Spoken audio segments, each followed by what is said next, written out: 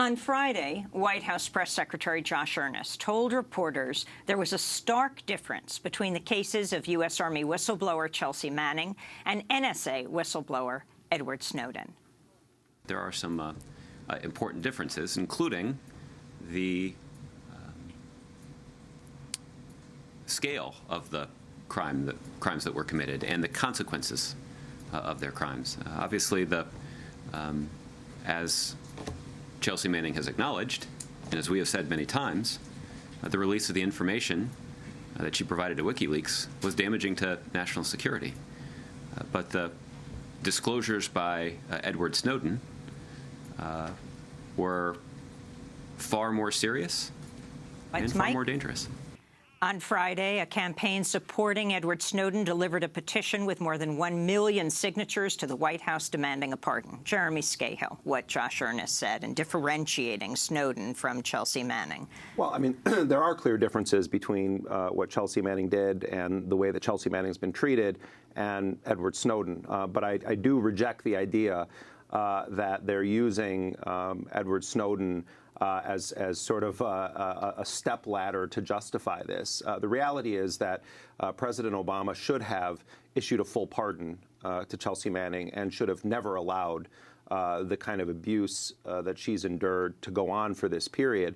Let's remember, though, that Chelsea Manning didn't just leak the collateral murder video that showed the killing of Iraqi civilians and journalists from the Reuters news agency, didn't just release the State Department cables that showed all sorts of blackmail, cajoling, corruption, support for dictators around the world. It was one of the most incredible moments in the history of democracy in this country, where people actually got to have the curtain pulled back and to see how the government functions in private and how it contradicts the public proclamations of the United States being this beacon of hope, the shining, city on the top of the hill. And also, Chelsea Manning provided the Iraq war logs and the Afghan war logs that detailed numerous crimes committed by the United States and its allies in Iraq and Afghanistan, and also gave us an unprecedented window into how the assassination forces that the U.S. had unleashed in those countries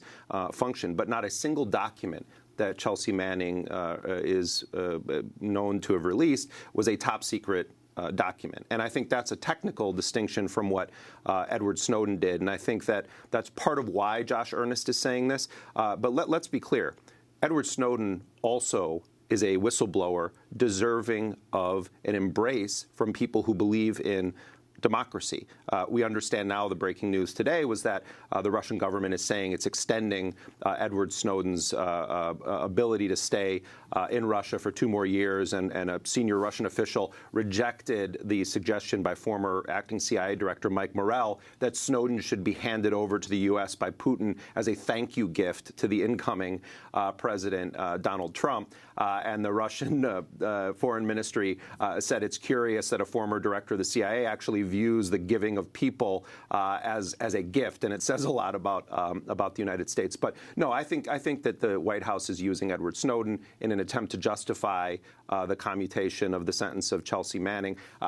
I'm ecstatic that Obama did even this. I think he should have gone farther and issued a full pardon to One Chelsea of the Manning. things Josh Earnest said, and this was before the announcement that the sentence of Chelsea Manning would be commuted, when talking about Edward Snowden, is he went to a country that is an adversary. Well, first of all, that's an outright lie. When Edward Snowden was in midair on the way to Moscow, the United States headed to Latin America. Right. Well, we don't know exactly where, but we understand somewhere in Latin America. While he was in the air en route to Moscow, the United States canceled his passport. So it was the Obama administration that chose Russia. Edward Snowden did not choose Russia. And then they tried to force Evo Morales, well, they actually did force Evo Morales, the president of Bolivia's plane down, thinking that Edward Snowden was on board it. My understanding is that supporters of Snowden had bought tickets for him on multiple airlines in an attempt to kind of fog up the U.S. efforts to catch him. And so because he didn't have his passport, when he was in transit, stopped at Moscow, he couldn't leave. Right, he had to stay in the airport for weeks on end. Earlier this month, WikiLeaks said its founder, Julian Assange, was prepared to give up his freedom in exchange for Army whistleblower Chelsea Manning. statement on WikiLeaks' Twitter page read, "If Obama grants Manning clemency, Assange will agree to U.S. extradition despite clear unconstitutionality of DOJ case." Can you comment on this, Jeremy? Well, first of all, I mean, I know our dear friend, the late Michael Ratner, believed that there was a lot of evidence to indicate that there was a secret or sealed indictment against Julian Assange, but that has not been confirmed. So it's unclear, even if there are charges against Julian Assange. Some of the leaked documents from Hillary Clinton's circle indicate that maybe there is. But it's unclear that there's even an extradition request to respond to in the first place. And I think that Assange has plenty of trouble facing him if he steps outside of that embassy. The potential for the U.S. to want to extradite him, certainly there.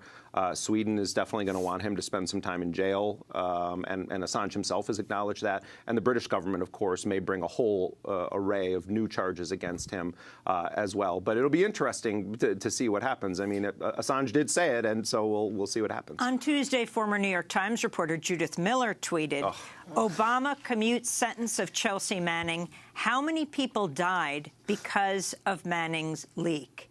That is what Judith Miller tweeted, the former New York Times reporter. In the lead up to the Iraq invasion, Miller wrote several of the key articles that falsely claimed Iraq had an extensive weapons of mass destruction program ahead of the Iraq invasion, paving the way for the war in Iraq. I mean, Judith Miller was a witting participant in a sophisticated propaganda campaign orchestrated by Dick Cheney and the top levels of power in the United States government to falsify a case to invade and destroy Iraq. Hundreds of thousands of innocent people died in that war.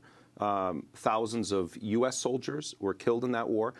Judith Miller shouldn't write with ink. She should write with the blood that she has caused to be shed around the world. And shame on her for attacking Chelsea Manning, whose entire intent was to save lives, when she has knowingly participated in a drive to an unjust, illegal war that killed scores of people. She should, as they say, delete her account. Chase Strangio, as we wrap up, your final comment, and do you know what Chelsea Manning will be doing when she gets out of Leavenworth? I have no doubt that Chelsea Manning will continue to just absolutely fight for all of the principles that she has long stood for, continue to engage in a campaign of advocacy for transparency, for transgender justice, for the justice of so many people. And I have no doubt that today she, as she always is thinking about other people like Leonard Peltier and other people who are still awaiting to hear about the commutation of their sentences. The pardon of General Cartwright? Well, General Cartwright was part of the official leaks program, where the White House wants to put out information that they feel makes them look glorious, like as we saw John Brennan and others do in the Navy SEAL raid on Osama bin Laden. What this boiled down to was Cartwright leaked information about the Stuxnet virus, and he appeared to have done it with the permission of the highest levels of power in the Obama administration. It's unclear if Obama himself approved it, but then he got caught lying to the FBI. And the whole point of it was to say, hey, we dismantled, or we penetrated Iran's nuclear program with this amazing computer virus that we created potentially in concert with the Israelis. Cartwright then got caught lying to the FBI. And so this is sort of akin to, some of the pardons that took place in Richard Nixon's administration. Basically, Cartwright did this at the pleasure of the White House, so to speak, and so he's part of the official leaks program, as so many other unindicted people are in the White House. Big contrast to how they treat conscience-motivated whistleblowers. And Nancy Hollander, what this means for future whistleblowers? I think it's very important for future whistleblowers to see how Chelsea was treated and mistreated, and none of that is going to go away. But at least the president has reduced her sentence. But we've always been concerned, and Chelsea's been concerned, that future whistleblowers will be afraid to come out and step forward. And Chelsea will be out there doing service to her community, and she can't wait to do that. Nancy Hollander, appellate attorney for Chelsea Manning. Chase Strangio, staff attorney at the ACLU, represented Chelsea Manning in a lawsuit against the Pentagon. And Jeremy Scahill, I hope you'll stay with us for the end of the show to talk about the confirmation hearing for Education Secretary Betsy DeVos. When we come back, Oscar Lopez Rivera has also had his sentence commuted. We'll talk with his brother and Juan Gonzalez. Stay with us.